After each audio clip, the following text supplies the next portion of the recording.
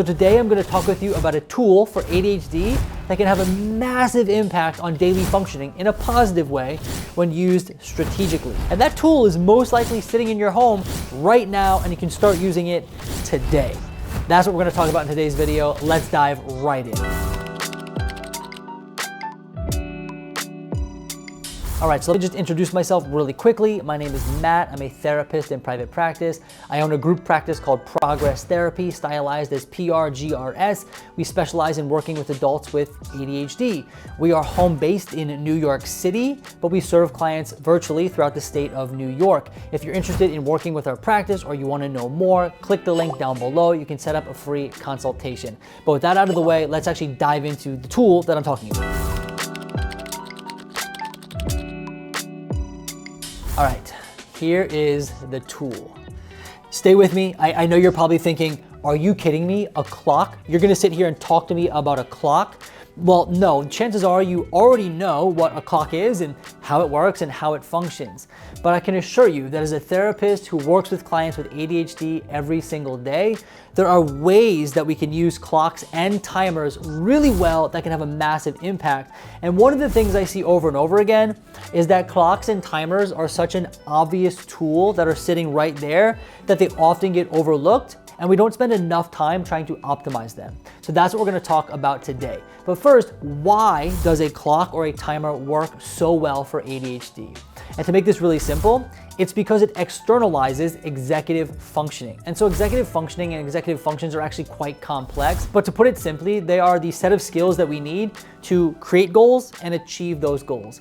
So for example, if we have a work project that we need to achieve, it requires executive function skills to break that project into manageable tasks, to allocate time properly, to know when to switch gears, to be flexible with our time, to adjust as needed. I mean, there's a whole bunch of things that go into executive functioning. For the sake of this video, it's important to know that time management is part of the executive function skills, and people with ADHD have impairments in these skills. So rather than relying on the skills internally that are impaired, right, for folks with ADHD, we're externalizing those skills so that we don't have to rely on the internal systems, but can rely on the external. So when we have clocks and timers and we use them really well, they externalize, to some extent, the ability to manage time. And that's what we're gonna talk about today. That's why it works. Let's dive into tip number one.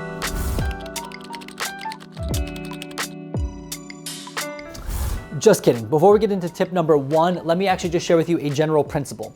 Now, if we're gonna make this work, we need to find clocks and timers that actually work for us and that get us excited. Excited is not the right way to describe it, but that we're willing to use, right? If your iPhone timer isn't working for you, or you don't like the clock hanging on your wall, right? Then let's explore some other options. You can browse Amazon, you can look online. It doesn't really matter, but as long as it can keep track of time, it can have a timer function, a stopwatch function, and it has audible sounds to let us know when time is passing or when time is there, then that will work really well. But the key is we need to treat this tool like a tool that we would use any day. So kind of like your wallet or maybe your phone that you use to stay in contact with people, right? You want to find a clock that you yourself are willing to use on a daily basis. And then we actually have to build that into our habits and routines so that it becomes kind of like our wallet or our keys. All right, now tip number one.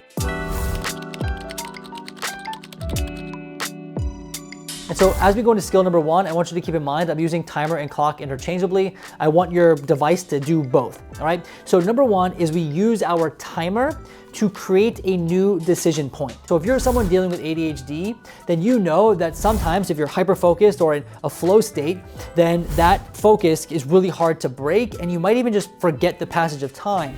And so if you had something else to do that day, right, another priority or another obligation, you might forget about it and just not even get to it, which can cause relationship issues or, cause a lot of problems.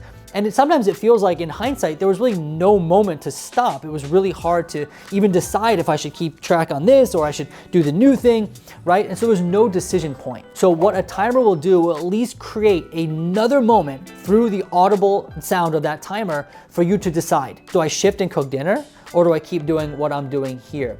It's not about doing the right or the wrong thing. Ultimately, it's about having another moment to decide and to have a decision point. So what you're gonna do is you're gonna take that timer and you are going to set it for a certain amount of time. So if you're working on the project, maybe you set it for an hour or two, gives you some good focus time, but then gives you another moment to make that decision within 2 hours. The alarm goes off and you say, okay, am I gonna cook the dinner now or am I gonna go back to my task, right? And you can weigh the pros and cons. But that's how that's gonna work, quite simple. I know it works really well though. Now this next one might be a little bit tedious, but I promise you it yields really positive results. And we're gonna use a timer to time out and keep track of how long repetitive tasks take in our daily life. Whew, that was a mouthful. So one thing people with ADHD struggle with is estimating how long something's gonna take. Often I see people skewing towards time optimism, meaning they think something will take 10 minutes, but it's gonna take 30, or it's gonna take 15, but it takes 40. And so we can eliminate this problem by collecting data and relying on actual data rather than our own estimate, which can be flawed. So what we're gonna do is we're gonna think about all the repetitive tasks that we have on any given day, anything like morning routines, brushing our teeth, preparing breakfast, or nighttime routines, or maybe it's email checking that we do for work, anything that we do repetitively, and we wanna start timing this, right? And then writing it down. So maybe you do it for a couple of weeks. You time how long it takes you to brush your teeth. You time how long it takes you to answer emails. You time how long this project took you. And over the course of time, as you write this down, you're gonna have a relatively good idea of how long something takes on average. So rather than thinking it takes you 20 minutes to get ready in the morning, you're gonna know that on average it takes you actually 35, right? And so then we can use that data to then make decisions about how we schedule our week, or about how we respond to plans, or about how we structure our day. And then this leads perfectly into our next tip, which is to time block with a timer or an alarm. Now, once we know how long these tasks take, we can do time blocking on our calendar for the week or for the day, right? So we can have our morning routine on the calendar, we can have our work on the calendar, but we can visualize our time on the calendar in time blocks. And so all the tasks that we need to do live in their different places on the calendar. Now that's one way of time blocking. We can take that a step further with our timer or our clock by setting alarms to denote each of those time blocks. So let's say it's morning time and you know, or you've blocked off 30 minutes for your morning routine. The moment you're about to start, set that alarm for 30 minutes. When it goes off, you know it's about time to switch to the next task. A lot of times people with ADHD get stuck in a task, they lose track of time, and before you know it, they've kind of bled into the day or the hours that they didn't mean to. But again, that alarm, that sound going off is going to give you another opportunity to make a choice. All right, so the next tip I have is to use a clock to visualize the passage of time. Now, this has been a theme we've talked about in this video. For people with ADHD, it's hard to envision the passage of time or to estimate the passage of time without seeing it. So there are clocks that they sell that rather than having kind of the hands look like this, that as the hand moves, it fills in the white space. And this is really helpful because it allows people to see how much time has passed visually. And this can really help people stay on track, right? So if alarms aren't working really well, then maybe this will work. Another way you can use a timer or an alarm or a clock is to structure unstructured free time. So hear me out. Let's say you want to spend a couple hours binge watching your favorite show on Netflix, or you want to take a break, or you want to just do mindless stuff for a little while because the day's been really hard. Rather than just engaging in that with the risk of not being able to stop or letting it bleed into other responsibilities, set an alarm for 2 hours or 1 hour, however long you want, and then be free within that structured time, right? So if you set 2 hours to binge watch, well then for those 2 hours, then binge watch, right? And veg out and do what you need to do, but create structure around your free time. And this will help us to not allow that free time to bleed into other areas.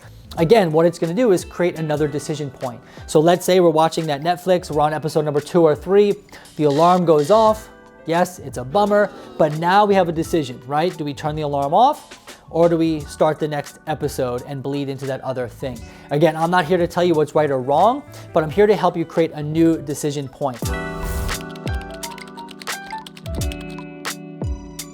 And here's a pro tip for people who struggle to actually transition and switch gears. Sometimes if an alarm is within arm's reach or the timer goes off and you can just click it right here, this doesn't work really well because just kind of with second nature, you're just gonna click it off. If you really need to make sure you stop the task at hand, put your alarm or your timer in another room. Another pro tip would be to use voice-activated timers to easily set them throughout the day. Something like Siri works really well, Alexa works really well, right? So when you sit down for your emails or that task at work, you can say, hey, I won't say it now because we'll turn it on, set my timer for 30 minutes. And then without having to fumble through the phone or to fumble with the alarm, you're able to then set that timer seamlessly and it just makes it that much easier. I'm all about reducing friction. And then finally, it's really important to remember that this is just a means to an end, right? We're not here to just talk about clocks and timers and things like that.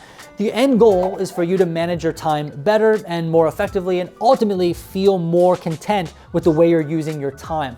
And if an alarm or a clock does that, then fantastic. And that is the end goal. So don't get too fixated on managing time perfectly, but rather see if you can improve how you manage time little by little over time. And that's really what we're going for. I don't want people to get stuck on the shiny object syndrome and, well, I really mastered time management. It's a means to an end. Anyway, I hope this video was helpful for you. I hope you learned something. And like I said in the beginning of the video, if you're interested in working with us, click the link down below. You can check out our website. You can book a free consultation. We'd love to talk with you about how we might be able to help. But other than that, I hope you found this helpful. Hope you learned something, and I'll see you in the next video.